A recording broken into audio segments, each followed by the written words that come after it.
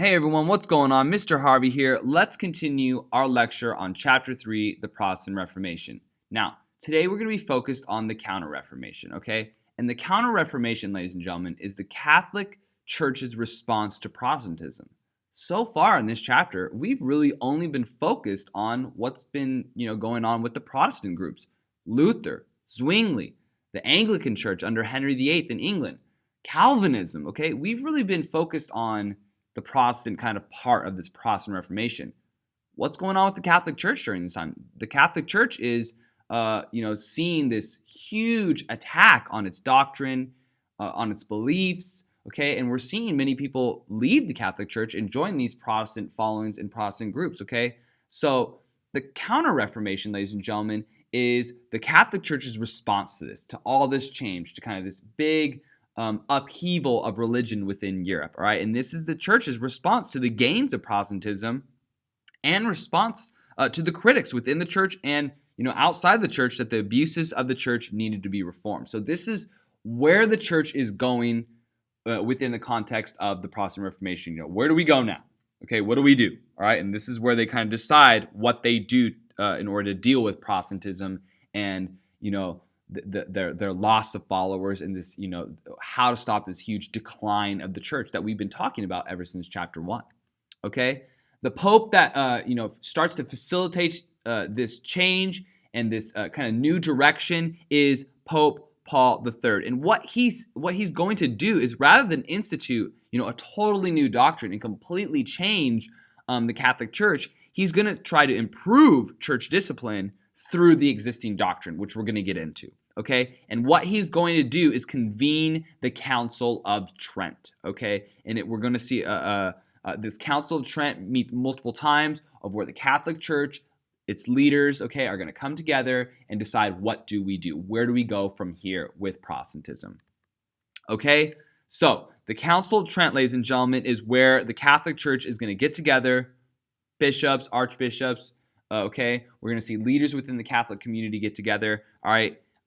It's through 3 sessions over, from 1545 to 1563, and they're going to decide what they do. And at this Council of Trent, they're going to establish the Catholic Church doctrine, ideas, beliefs, dogma for the next 4 centuries, okay? And this is where they make their decision. Where do we go? What do we do? How do we deal with all this change, okay? How are we going to get people back into the Catholic Church? How are we going to restore faith within the Catholic Church? Okay, and at this Council of Trent is where they do that.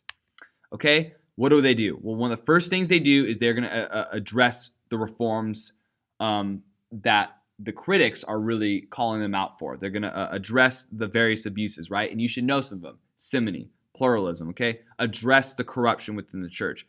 Address the training of priests, okay? Address the financial abuse, okay? They're going to abolish indulgences. And, we know indulgences was one of the key factors in why Martin Luther is going to launch the Protestant Reformation. So they are going to handle, okay, a lot of the abuses that the critics were attacking, okay? The corruptions that the critics were attacking, right? The immorality that we saw, right? Popes having wives, okay? They are going to address a lot of those, simony, pluralism, and indulgences. And you should know some of those that we talked about previously with the Protestant Reformation and influencing and facilitating the Protestant Reformation. Okay, so they're going to go after the reforms, okay? But this is really important, okay? The council and the Catholic Church, they're going to reaffirm their beliefs. And what I mean by this is they're going to address the reforms. They're going to really make a concentrated effort to change, get rid of the corruptions, the abuse of power that we saw, but they're going to reaffirm their beliefs. They are going to state that, hey, we do believe in 7 sacraments. We do believe in the Pope. We do believe in our scriptures, church traditions, okay? The writings about church traditions, transubstantiations, the 7 sacraments, okay? They're going to reaffirm their beliefs and say, we're not changing. We're not going to, incorporate faith alone. Okay, the Bible is not going to be our sole authority. The Pope will be, all right? We're not changing the church hierarchy, all right? They are saying we're not changing our beliefs. We will change some of the corruptive practices that, were within the church, but our beliefs are staying the same, okay? Very important. And many of their traditional church practices are going to be reaffirmed as well, Okay, so very important. Monasticism, the celibacy of the clergy, purgatory, reaffirming those beliefs. Okay, they are not changing in the face of Protestantism. So very important. They're taking care of the corruptions, but they're not going. They do not want to change their beliefs. Very important for us to understand. Okay, now they're also going to start to go on the offensive and try to stem the tide of Protestantism. Okay, and one of the ways that they really want to try to suppress Protestantism and kind of stop Protestantism is they're going to approve of this index of forbidden books. Okay, and they're going to outlaw, okay, in Catholic countries any books that support Protestantism, that were critical of the church, that have Protestant beliefs. Okay, they're going to ban that. And what we're seeing them is really try to ideologically kind of stop Protestantism from spreading. So if you're in France, if you're in Spain, okay, you're not going to be able to read a Martin Luther or a John Calvin. You're not going to be able to read the 95 Theses, okay? No. All right, and you're also not going to be reading texts like Erasmus that are critical of, the church. No. And so that will, if people aren't being indoctrinated those ideas, then they're obviously going to be less likely, very much less likely to become Protestant, okay? So really trying to intellectually stop Protestantism from spreading to Catholic countries, all right? And we know some of our major Catholic countries, the southern part of the HRE, okay? Obviously, parts of Italy, okay? Spain, right? And France, okay, are major Catholic countries, okay? And anybody who had these books could be severely punished or killed, okay? And it's important to understand, right? They're not going to make a single doctrinal concession to Protestants, okay? They're going to refuse to change their doctrine. They will address the corruptions, but they are not going to change for the Protestants, and they are going to kind of go on the offensive against Protestants and really try to stop people in Catholic countries from even being exposed to these ideas. And the rulers were initially apprehensive of the Council of Trent, but this is going to take hold. Okay, this legislation will take hold and actually be very effective. Okay, very effective for Catholic countries and the Catholic Church. Okay, now during this time, ladies and gentlemen, and this is very important, I want people to get a highlighter out. We're going to see some religious orders start to come out of the Protestant Reformation and the Counter-Reformation. And arguably the most powerful religious order that's really going to kind of come out of the Counter-Reformation to really aid the Catholic Church will be the Jesuits. Okay, let's make sure we circle that, star it, highlight it, know it. Okay, and this is also known as the Society of Jesus. Okay, founded by Ignatius of Loyola. He was a nobleman, a former soldier. Okay, and his text, okay, his spiritual exercises was a guidebook to train Jesuits, and their goal, ladies and gentlemen, was to really bring people back to the Catholic Church. And they had three kind of ways, three goals in doing that. Okay, number one, all right, they wanted to reform the church through education, and the Jesuits are going to value education and really try to intellectually, okay, promote Catholicism, and at a young age go after this the population of Europe to bring young kids into the fold of Catholicism. Really believed in educating kids, citizens of Europe, in Catholicism at a young age. Okay, so really, education is going to be a really important part of the Catholic Church and Jesuits' plan of getting people back into the church. Okay, teaching kids from a young age Catholic beliefs. Okay, that makes them, much more likely to stay Catholic throughout the rest of their life. Okay, they're going to spread the gospel to pagan peoples. So they're going to go, right with Age of Exploration is going on during this time. They're going to be going to different foreign lands. Okay, especially in the Americas, and we're going to see that especially within Spain. Okay, bringing the gospel, bringing Catholicism to the indigenous communities in the Americas and to other communities, worldwide. Okay, really spreading the gospel and fighting Protestantism. Okay, banning Protestantism in Catholic countries, really taking an aggressive stance against Protestantism. And there's no coincidence that after we have the Counter-Reformation, we're going to start to see some religious wars. I mean, it's going to get there. We're going to see Catholics and Protestants get aggressive with one another, and it's going to eventually turn into fighting and wars. Okay, So this is Ignatius of Loyola, the Jesuits. Really, really an important religious order to bring people back to Catholicism, okay, and to spread Catholicism, okay, around the world. In his text, The Spiritual Exercises, really important. Okay, now we're also during this time going to start to see some inquisitions, okay, kind of the Catholic Church really, taking a hardline stance against Protestantism, okay.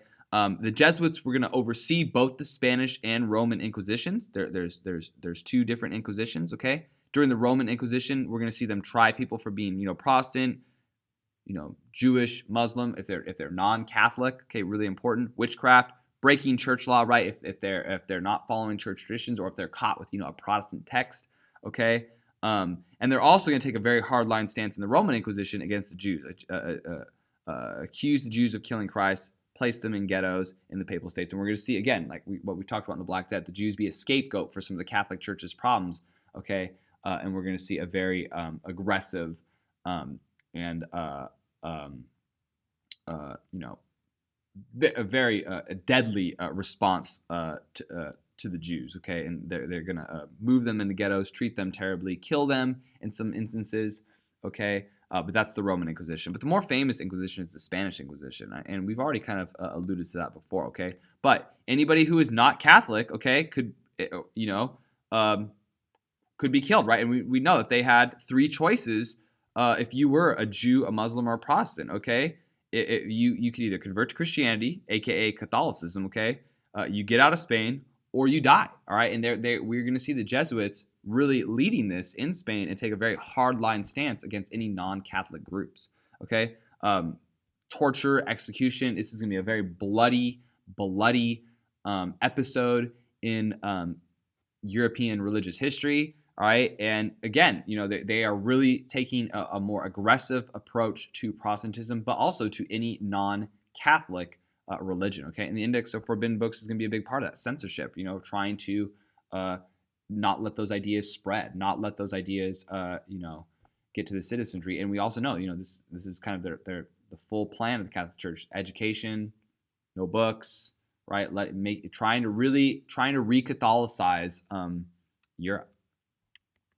Okay, we're also going to see, ladies and gentlemen, an unprecedented movement of women in the church, and there's going to be a lot of opportunities, new opportunities for women in the church. Okay, we're going to see some very famous women like Angela Mercy, who she's going to begin the Order of the Ursulines, Jane of Chantal, train women to be teachers, Mary Ward of England, create a network of schools for girls, Teresa of Avila, a very famous female spiritual leader. Well, the church is allowing for more opportunities for women because this is kind of like an emergency for the church. They need all available hands to help them out with Protestantism, to help them with this huge movement against the Catholic Church. And so we're going to see the Catholic Church kind of open up more opportunities for women, Catholic women, to help them kind of stop and reverse, the gains of Protestantism. And so we're going to see many women, have this unprecedented access and opportunity within the Catholic Church. Very important for us.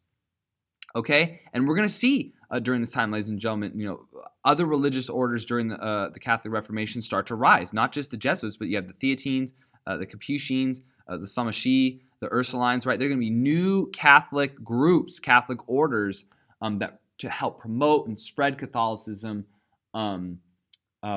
all throughout Europe and the world. Okay, so it's kind of identical. Do we see all those new Protestant groups that we talked about? The Calvinists, Lutheran, right?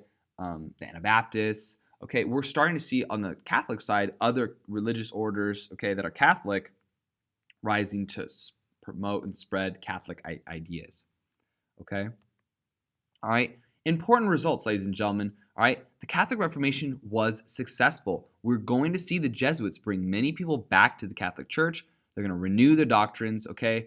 The Catholic Reformation is going to be very successful in keeping the majority of Eastern Europe Catholic, Southern Germany Catholic, and really trying to stop the spread of Protestantism. And that was, their main goal, okay, to really stop that momentum of the Protestant Reformation. Okay, so the Catholic Reformation was successful in doing that. But this tension between Catholics and Protestants is not over yet. And in the next chapter, we're really going to see some huge fights between Catholics and Protestants within our religious wars.